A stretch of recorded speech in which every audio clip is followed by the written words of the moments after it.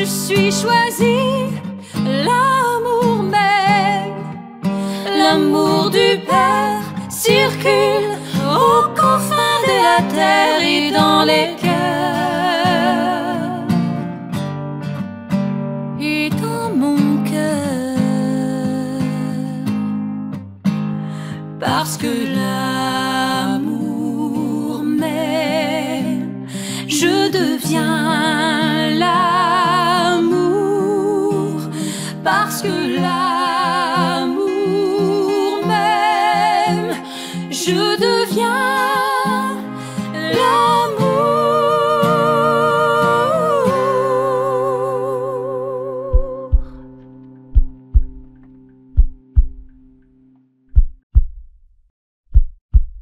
Alors bonjour, chers choisis de Jésus. C'est une joie pour moi de vous retrouver en ce vendredi midi, ici au Canada, donc au Québec, plus précisément parce que le Canada a plusieurs fuseaux horaires différents. Mais ici au Québec, il est 12h30. Heureux de vous voir quand même quelques-uns parmi nous. Donc Louisa, Caroline, je vous salue. Merci d'être là. Et puis, je vais poursuivre mon live avec tout simplement peut-être en vous mentionnant, vous entendez ce petit chant-là qui déroule à chaque début de Facebook Live, à chaque début de live, de direct que nous avons. Et puis, ça dit « parce que tu es choisi, l'amour m'aime, l'amour t'aime ». Et puis, effectivement, on a mis cette phrase-là tout simplement en premier pour susciter en vous ce rappel de dire que nous sommes choisis. On est de ces choisis-là de Jésus, ces choisis qui qui sont tout simplement un reflet ou un plat reflet de l'amour de Dieu qui nous habite. Fait que moi, j'aime toujours entendre cette phrase-là. Des fois, on aimerait que cette musique-là change parce que, bon, on la rejoue à chaque jour, à chaque fois qu'on est en live. Mais j'aime particulièrement ce petit bout-là qui nous installe déjà dans ce climat-là où ce que Jésus nous dit que nous sommes ses choisis. Nous sommes ses choisis à lui. Donc, je vois que Sarah, tu es là. Merci d'être là. Et je commence et puis comme un peu à mon habitude, je suis allé dans le volume 2 cette fois-ci au message numéro 9 et j'ai décidé tout simplement de prendre une partie de ce message-là. Parce que si on en prend trop, trop vouloir en prendre, on a de la misère à tout rendre. Fait que peut-être que je vais en prendre juste une partie. La semaine prochaine, je prendrai le reste, dépendant de ce que le Seigneur m'indiquera de faire. Mais je pense bien que je vais m'en aller comme ça, en prenant le reste la semaine prochaine. Donc, Stelio, merci. Sois béni, toi aussi. Merci d'être là. Dans le message 9 du deuxième volume, Jésus s'adresse à une personne en particulier qu'on appelle T. Et puis, je trouve ça beau de voir que la lettre T, pourrait dire aussi « toi ». Il s'adresse à toi. Voilà. Il s'adresse à moi, il s'adresse à toi. Et dans le message, on lit ceci. Ensemble, petite perle de mon cœur, nous entrons dans un monde nouveau. Donc, ensemble. C'est quoi ce « ensemble » Ensemble. J'aime beaucoup déjà ce petit mot-là qui vient nous camper, nous asseoir, nous dire que nous ne sommes pas seuls. Il y a un ensemble qui est là. Et puis ce ensemble-là prend racine dans le fait que Jésus est avec nous, que le Père est avec nous. D'abord, ce ensemble-là veut d'abord dire ça. Et puis, tant mieux si dans ce ensemble-là peut se rajouter du monde. Mais d'abord, ce que le Seigneur vient nous dire, c'est que nous ne sommes pas seuls. Et qu'il est là avec nous, même si sa présence nous échappe à bien des reprises. Quand il y a quelqu'un à côté de nous physiquement, juste le fait que physiquement il soit là, qu'il parle, qu'il mène du bruit, à ce moment-là, on se rend compte qu'il y a quelqu'un qui est là. Sa présence vient être réconfortante, sa présence peut être aussi irritante par moments, mais elle est là, cette personne-là. Et puis, j'ai à, je dirais, entrer en interaction avec elle, j'ai à communiquer avec elle. Eh bien, c'est dans ce mot-là ensemble qu'on voit que le Seigneur vient nous dire qu'on n'est pas seul, mais aussi qu'on peut entrer en communication, en interaction avec lui. Vous voyez comment un seul mot peut nous emmener très, très loin. Et si je continue, tout simplement, donc, ensemble, petit Père de mon cœur, nous entrons dans un monde nouveau, dans une Église nouvelle. Et qu'est-ce que ce monde nouveau? Qu'est-ce que cette Église nouvelle? Parce qu'on en parle souvent dans les messages. Vous entendez souvent ce terme-là passer. Eh bien, moi, je vous propose tout simplement une petite réflexion autour de ce monde nouveau, de cette Église nouvelle, pour dire que ce monde nouveau, qu'est-ce qu'il peut avoir de nouveau? Il y a une chose d'abord, ça a un rapport avec ce ensemble-là, c'est que Dieu est avec nous, que le Père est avec nous, que Jésus est avec nous. Cette nouveauté-là, ce fait-là, fait que le monde, qui est le nôtre, devient nouveau parce que je suis en interaction, je suis en communion, etc., avec le Seigneur, avec Jésus, avec le Père. Et il y a aussi un autre aspect de ce monde nouveau-là, c'est que j'ai appris depuis mon jeune âge, depuis mon très jeune âge, depuis mon très, très, très jeune âge, on m'a éduqué sur certains aspects de la vie, puis etc. Et puis, ça l'a créé mon monde. Ça l'a créé le monde dans lequel je suis. J'ai été formé de cette façon-là, puis je vois le monde à travers, je dirais, ce prisme-là, ces lunettes-là. Et puis, ça donne ce monde-là dans lequel je suis. Et pourquoi qu'on parle de monde nouveau aussi? C'est qu'à quelque part, je crois que le monde tel que je me le représente aujourd'hui est un monde ancien, où ce que je dois me départir de certaines de mes façons de voir, de mes façons de penser, de mes façons même de croire, pour justement entrer dans ce monde nouveau-là.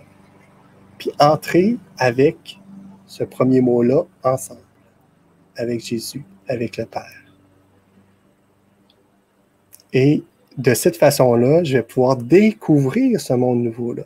Mais cette découverte-là ne se fera pas sans peine ou sans douleur ou sans souffrance, parce que pour entrer, ça m'amène à devoir me départir de choses qui ont été mises là pour me donner une certaine vision du monde, mais qui n'est peut-être pas la vision que le Seigneur veut me montrer, m'éduquer. Voilà, déjà, quelques mots, et puis j'en suis rendu à 9 minutes de live. Vous voyez, je n'ai même pas encore lu le paragraphe au complet, et puis il y en a plusieurs dans le livre. Et quelques mots, voilà.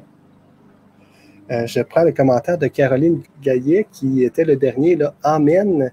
C'est ensemble que nous avançons, Seigneur, gloire à toi pour tes merveilles. Merci, Caroline. J'aime mieux le prendre maintenant parce que justement, ça vient soutenir les propos qui sont mis là. Et merci, Caroline, de nous partager ça. C'est ensemble que nous avançons, Seigneur. Gloire à toi pour tes merveilles.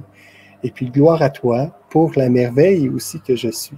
N'oublions pas cette partie-là aussi, parce que le Seigneur a besoin de nous.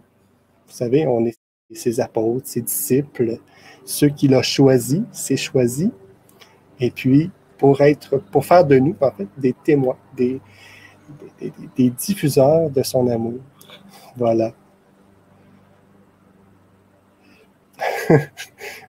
Je suis distrait par Louisa qui dit l'enseignement pourrait être un peu plus long. Ben, je poursuis, Louisa, je poursuis. Donc, on était dans ce monde nouveau, dans cette église nouvelle-là. Et puis, ensuite, il est dit dans le volume, « Je suis le maître absolu, capable de te conduire là où tu veux aller. » Je suis le maître absolu. Pourquoi que le mot absolu après maître? Puis maître, ça fait référence à quoi?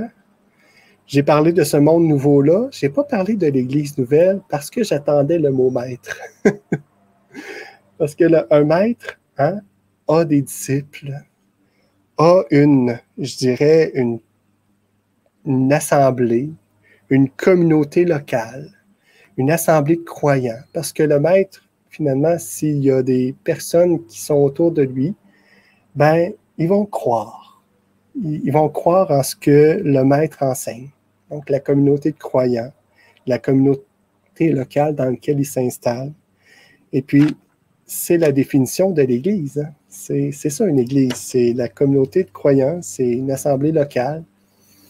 Parce que l'assemblée locale, c'était dans le temps où ce que Jésus était vraiment là et où ce qu'il s'adressait à ceux qui étaient tout simplement, qui se rassemblaient autour de lui. Le maître, il est le maître absolu. Pourquoi absolu? Parce que, vous savez, quand on est dans cet état-là, où il y a quelqu'un qui nous dit certaines choses, on a le choix de soit prendre ses paroles, de les croire, de ne pas croire, de faire notre bout de chemin avec ça. Mais aussitôt aussitôt qu'on se met à se dire que, bon, je crois en ça, donc je vais tout simplement faire des pas dans ce sens-là. À ce moment-là, je suis en train de suivre un maître, tout simplement. Et puis ce maître-là, est-ce qu'il est l'absolu dans ma vie? D'où, je suis le maître absolu. Que Jésus vient nous rappeler, que le Père vient nous rappeler, qu'il est le maître absolu. Parce que vous avez juste à regarder, c'est simple à regarder, mais il y a toutes sortes de choses qui se présentent à nous, et puis qu'on croit, qu'on croit. Que ne serait-ce que la météo, puis la météo, des fois, là, on finit par, pour les prévisions de la météo, de ne plus croire vraiment ce qu'on nous annonce, parce que ça change beaucoup. Entre ce qu'on nous annonce et la réalité, il y a un décalage. Eh bien, juste le fait de cet exemple-là, j'ai un maître. Donc, je m'adresse à ce maître-là, puis lui me dit des choses, puis si ça fait du sens en moi, je vais y croire. Je vais suivre. Et Jésus nous rappelle aujourd'hui qu'il est le maître absolu. Ce maître-là qui vient installer cette Église-là nouvelle. Parce qu'il est le maître absolu. Il pourrait y avoir plusieurs petits maîtres, juste dans l'Église. Il pourrait y avoir plusieurs petits maîtres qu'on pourrait suivre. Mais le but, c'est de suivre le Christ. Si les personnes qui sont là nous renvoient pas, je dirais, nous communiquent pas cet amour-là qui vient de Jésus, qui vient du Père, à ce moment-là, est-ce que c'est valable ce qu'il a à nous partager ou à nous dire? Est-ce que je dois le suivre, tête baissée? Il y a à suivre le Christ. C'est le maître absolu. J'irai pas plus loin là-dedans, parce que des exemples pourraient fuser, mais c'est à vous de voir tout ça, puis de dire, est-ce que je suis capable de me départir, d'enlever des couches, quand on s'habille, quand il fait froid ici au Québec, on s'habille, on met un gilet, un coton ouaté, on met un manteau, un autre petit par-dessus, puis est-ce que je suis capable d'en enlever? Est-ce que je suis capable d'en enlever pour que le Seigneur puisse faire sa place, pour qu'il puisse devenir le maître et de Maître absolu, pour que je puisse entrer dans ce monde nouveau-là et dans cette Église nouvelle-là. Donc, c'est à nous de faire ces efforts-là. Et je poursuis parce que la phrase n'était pas terminée. Je suis le Maître absolu capable de te conduire là où tu veux aller. Pourquoi? Pour répondre à l'appel que j'ai déposé au fond de ton cœur. L'appel que j'ai déposé au fond de ton cœur. Pour te conduire là où tu veux aller, pour répondre à l'appel. Donc, un appel qui était déposé. Et comment y répondre? Je vais sauter à l'autre paragraphe. Il y a quelques indications là aussi pour répondre à l'appel. La réponse que tu cherches, tu ne la trouveras pas ailleurs qu'à l'intérieur de toi. C'est un appel qui a été déposé à l'intérieur de toi et la réponse, tu ne la trouveras pas en dehors qu'à l'intérieur de toi. Donc, l'appel et la réponse sont à l'intérieur de toi. Deux choses sont à l'intérieur de toi. Puis dans de longs moments d'intimité avec moi. Donc, le temps de méditer, de prendre du temps en sa présence, en la présence de Jésus, devant l'Eucharistie, devant l'adoration, devant l'adoration eucharistique. Ce que je peux faire au quotidien aussi, donc de prendre ces moments-là aussi de méditation qui me permet d'être aussi chez moi, puis de méditer tout simplement et de lui laisser l'espace nécessaire. Bien, lui, il vient nous dire que ces réponses-là que tu cherches, tu vas les trouver à l'intérieur de toi avec de longs moments d'intimité avec moi. Ce n'est pas en faisant que tu réponds à mon appel, mais bien en étant. Ton être ayant été façonné par amour pour devenir l'amour, ne peut être conduit à son parachèvement que par l'amour. Donc, je reprends un petit peu cela. Ce n'est pas en faisant que tu réponds à mon appel, mais bien en étant. Déjà, ce que j'ai installé comme enseignement, je dirais au début, comme vient tout simplement nous montrer que cette Église-là nouvelle, ce monde nouveau-là, a une certaine... Jésus nous donne une certaine indication. Cette indication-là vient du fait que ce n'est pas en faisant, mais en étant. Je peux faire des choses, puis j'en fais, puis je dois en faire parce que il faut gagner notre vie, il faut prendre soin de nos choses, puis etc. Mais ça ne réside pas dans cela, dans le fait de juste faire, mais c'est dans le fait d'être. Puis l'être, on l'a un petit peu plus haut, c'est d'être en sa présence.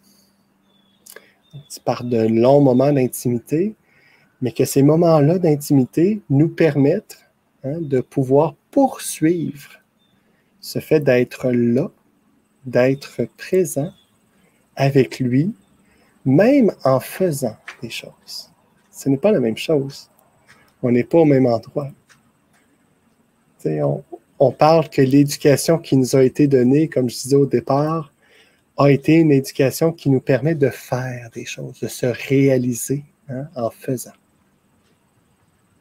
Et puis le grand manque qu'on a aujourd'hui, c'est qu'on ne se retrouve plus nous-mêmes dans cette atmosphère-là de « faut faire ». Il faut répondre aux exigences de tout le monde, il faut répondre à ci, il faut répondre aux exigences, il faut répondre à ça.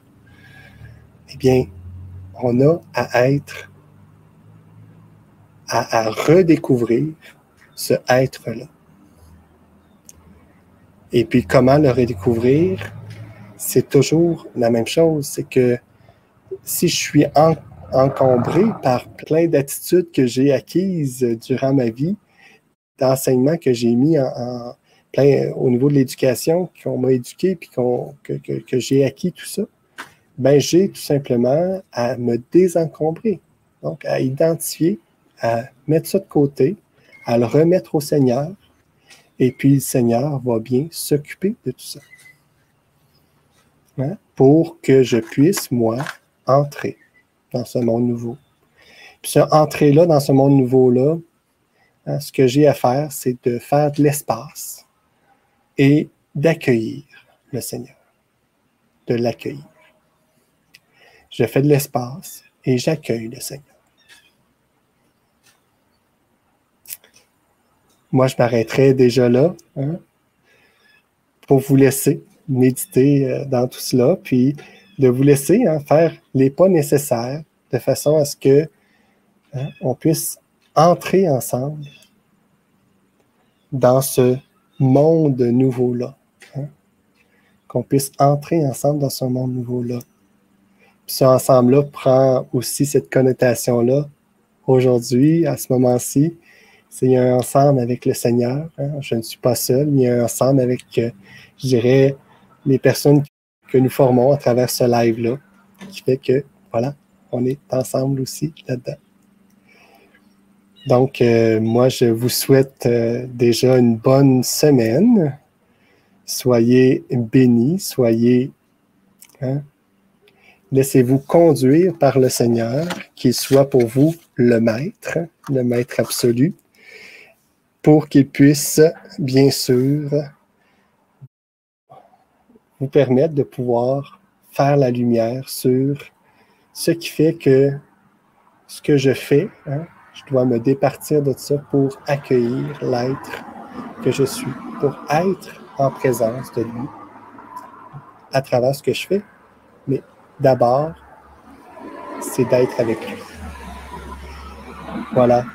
Donc, je vois, il y a Caroline qui dit « Amen, merci pour cette magnifique transformation que nous vivons pour ta gloire et nos frères et sœurs. » Donc, merci Caroline de nous, je dirais, de nous rappeler cela, hein, comment que le Seigneur vient à tout moment nous transformer.